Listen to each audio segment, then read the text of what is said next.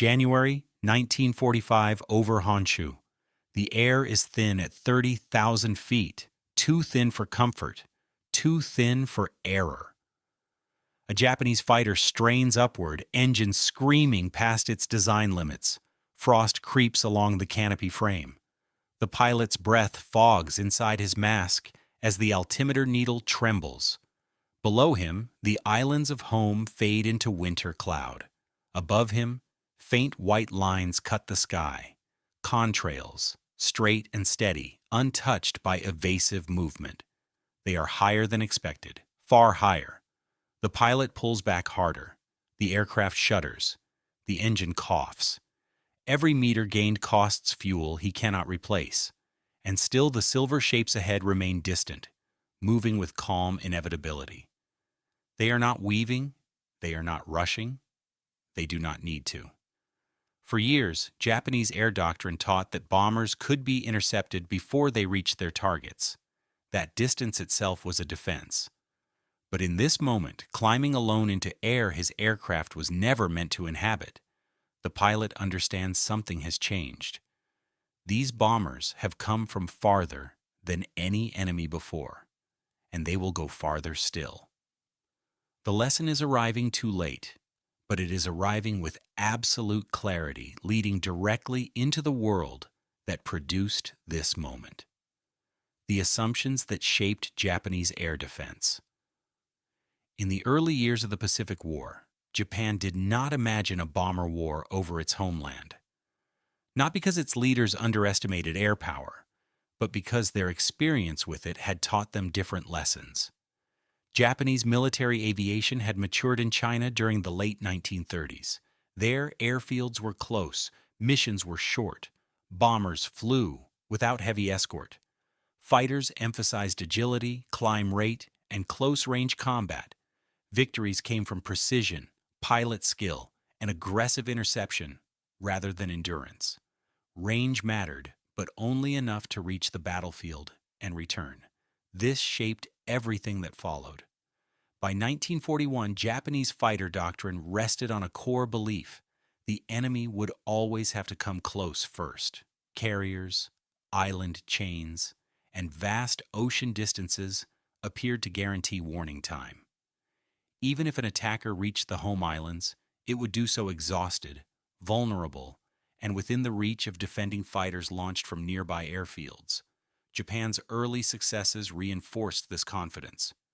In the opening months of the war, Allied bombers that reached Japanese-held territory were slow, lightly defended, and limited in number.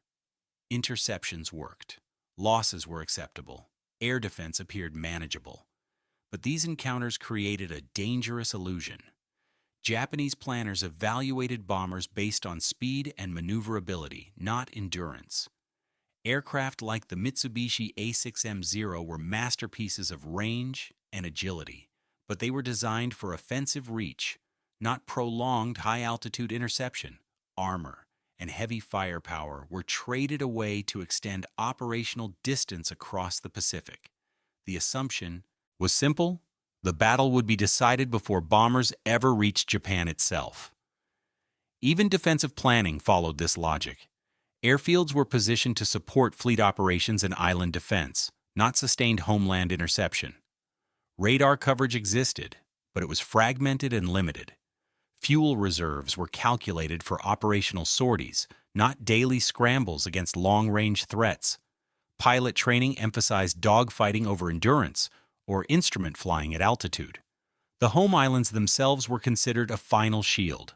Mountains, weather, and distance were expected to complicate any attack.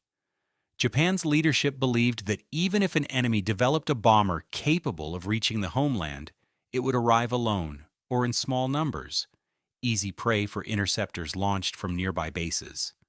What Japan did not anticipate was an aircraft designed around distance itself. Across the Pacific, American planners were reaching a very different conclusion. They believed the war could be decided not at the perimeter, but at the center, by striking the enemy's industrial heart directly, repeatedly, and from a range that made interception increasingly irrelevant. That belief would soon take physical form, not as a fighter, not as a fleet, but as a bomber larger, higher flying, and farther reaching than anything Japanese doctrine had prepared to face, leading directly into the second half of the story, the weapon built around distance. The aircraft that would challenge every assumption in Japanese air defense was conceived long before it ever appeared on radar screens over the home islands. In 1940, even before the United States entered the war, American planners were already thinking beyond the limits of existing bombers. The problem they faced was geographic and unforgiving. The Pacific was vast, bases were few.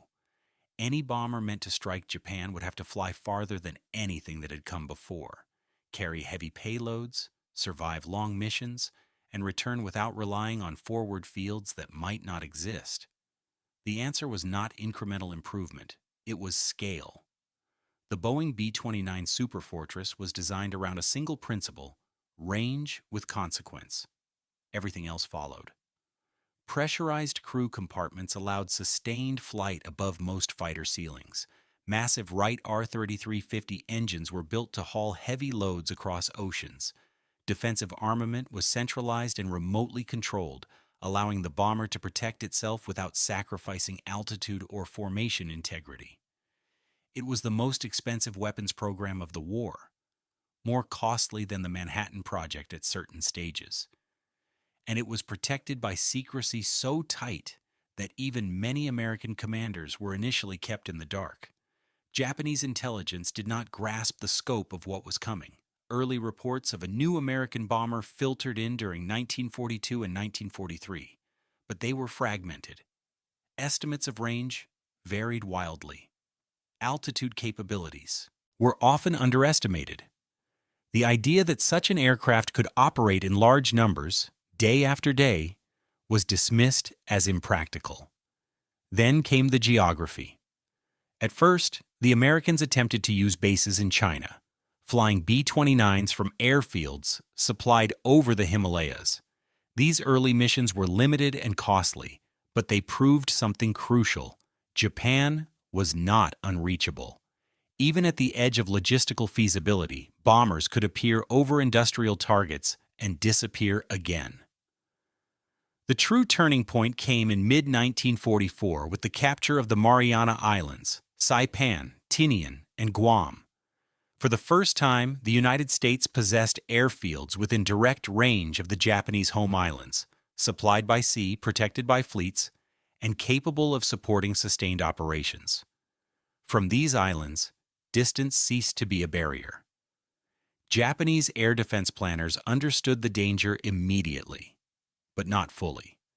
They expected higher losses, more frequent raids, greater strain on fighters and pilots. What they did not yet understand was how range would reshape the tempo of the war.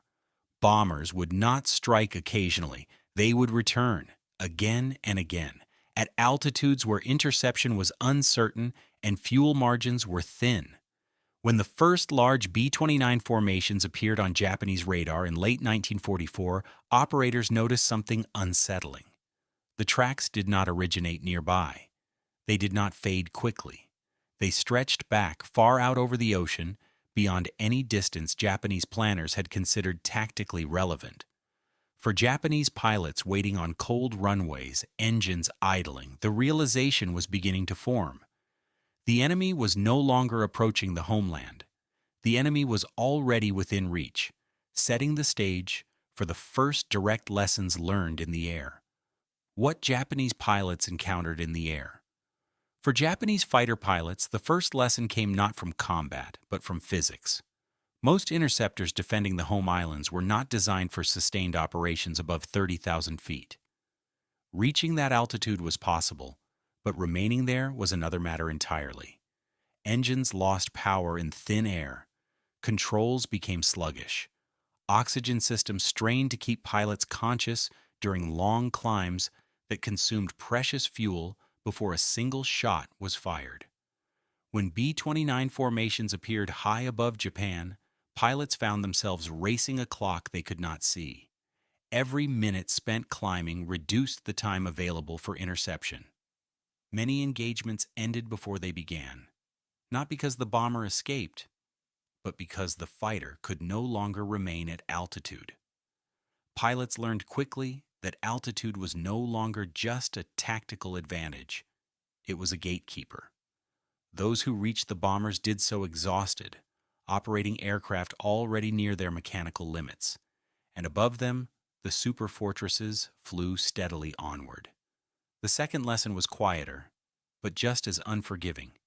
Japanese fighters lacked pressurized cockpits. Even with oxygen masks, pilots experienced numbness, slowed reactions, and tunnel vision. At extreme altitudes, frost formed inside canopies, weapons jammed, lubricants thickened. A malfunction that might have been survivable at lower levels became fatal in the cold, thin air above the home islands. By contrast, B-29 crews operated inside pressurized compartments, shielded from the worst effects of altitude. Their engines were optimized for high-level cruise. Their formations remained tight, predictable, and disciplined, traits that seemed almost unnatural to Japanese pilots accustomed to chaotic dogfights. This technological gap did not appear dramatic at first. It revealed itself gradually, mission by mission, as Japanese pilots realized they were fighting not just an enemy aircraft, but the environment itself. Japanese air defense tactics had been built around decisive engagements. Fighters would climb, intercept, break formation, and destroy bombers before they reached their targets. Against the B-29, this sequence unraveled. Long-range detection meant bombers could be tracked for hours, but interception windows remained narrow. Fighters launched too early ran out of fuel. Those launched too late arrived beneath the bombers, unable to climb fast enough to engage. Coordinating large-scale interceptions became increasingly difficult as fuel shortages, mechanical failures, and pilot fatigue compounded. The doctrine that once promised control now delivered uncertainty. For Japanese commanders and pilots alike, the realization was dawning. The enemy had found a way to turn distance into protection. And as they struggled to adapt, new pressures, strategic and psychological, were closing in. What Japanese commanders, enemies, and minds confronted. For Japanese air defense commanders, the B-29 campaign forced decisions with no good answers. Aircraft losses could not be replaced at the rate they were occurring. Fuel was rationed so tightly that some pilots flew with barely enough to climb, intercept, and land. Training hours were cut, then cut again. Experienced pilots were rotated less frequently, kept in the air until exhaustion or mechanical failure removed them from service.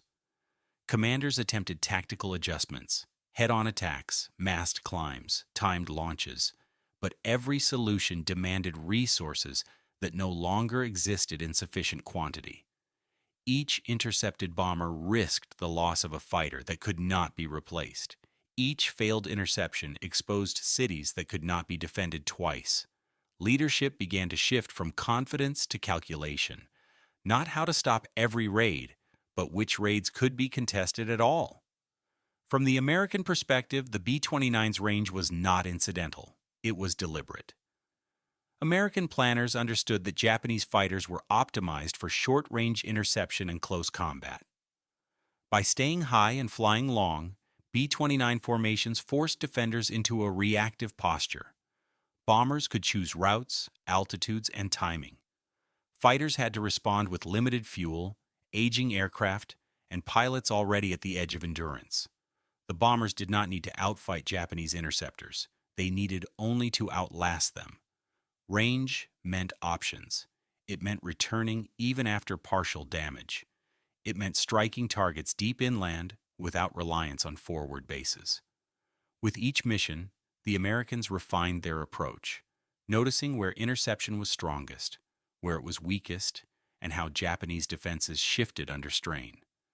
The battlefield was no longer just the sky over a city. It stretched from distant islands to empty airfields back home. The final lesson cut deeper than tactics or technology. Japanese pilots had been taught that the homeland was sacred ground, protected by distance and destiny.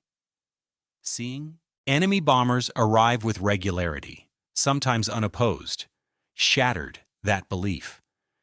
Interceptions failed not because of cowardice or incompetence, but because the enemy's reach exceeded Japan's grasp. Pilots began to describe a sense of inevitability. They climbed, knowing they might never reach the bombers. They attacked, knowing the formation would continue even if one aircraft fell. The sky itself seemed to favor the intruder. By late 1944, Japanese air defense was no longer fighting for control. It was fighting for moments, brief chances to disrupt, delay, or wound an enemy that could always return.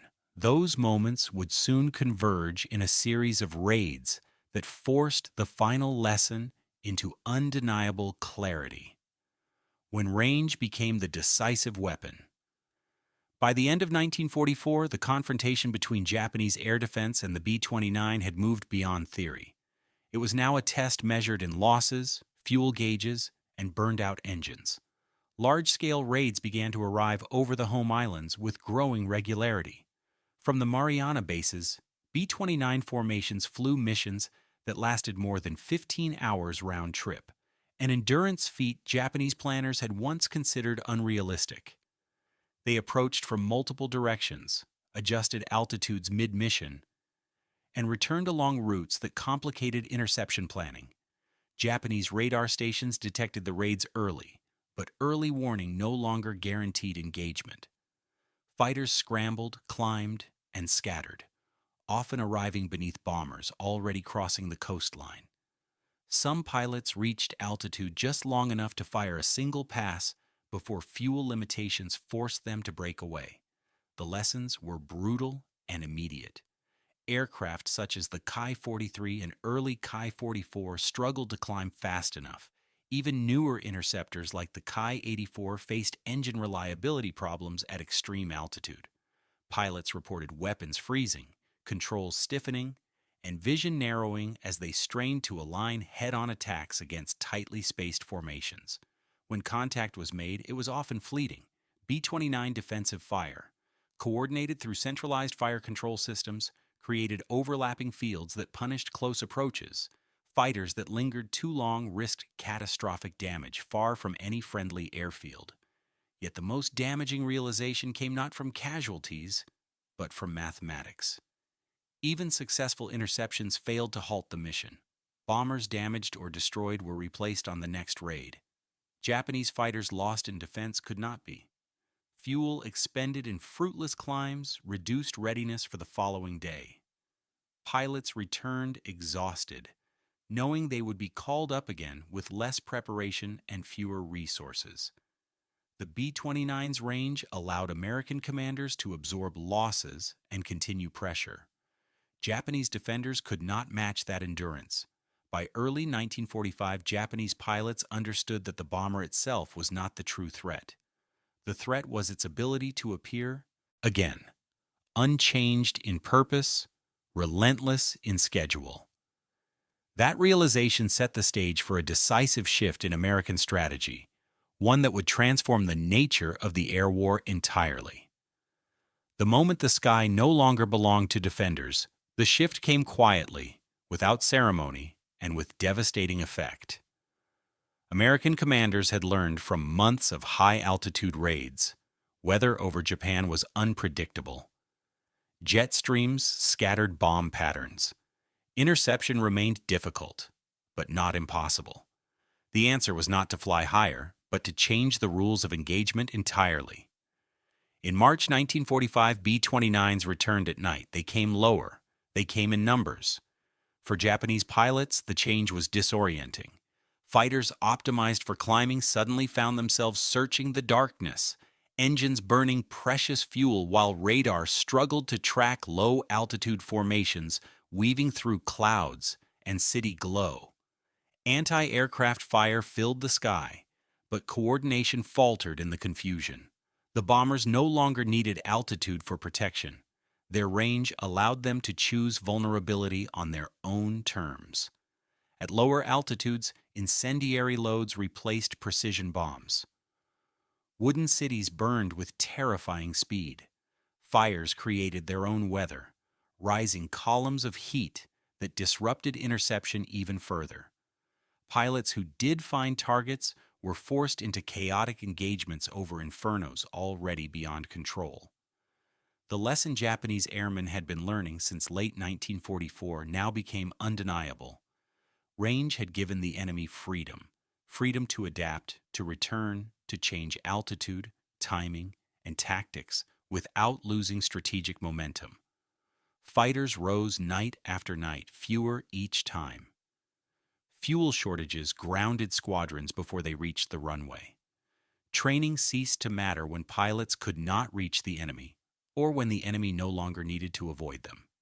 When dawn came after the great raids, airfields were quiet. Aircraft sat unused, not because the will to fight had vanished, but because the ability to contest the sky had reached its limit. The turning point had passed. The lesson was complete. And its consequences would now unfold on the ground, in the lives of pilots, planners, and a nation forced to confront what could not be defended against. What the air war left behind. When the tempo of B-29 operations reached its peak, Japanese air defense no longer measured success by aircraft destroyed. It measured survival.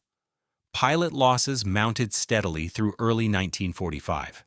Not always in combat, but during climbs that pushed engines beyond tolerance, landings made on empty fuel tanks, or night interceptions that ended in disorientation and controlled flight into terrain.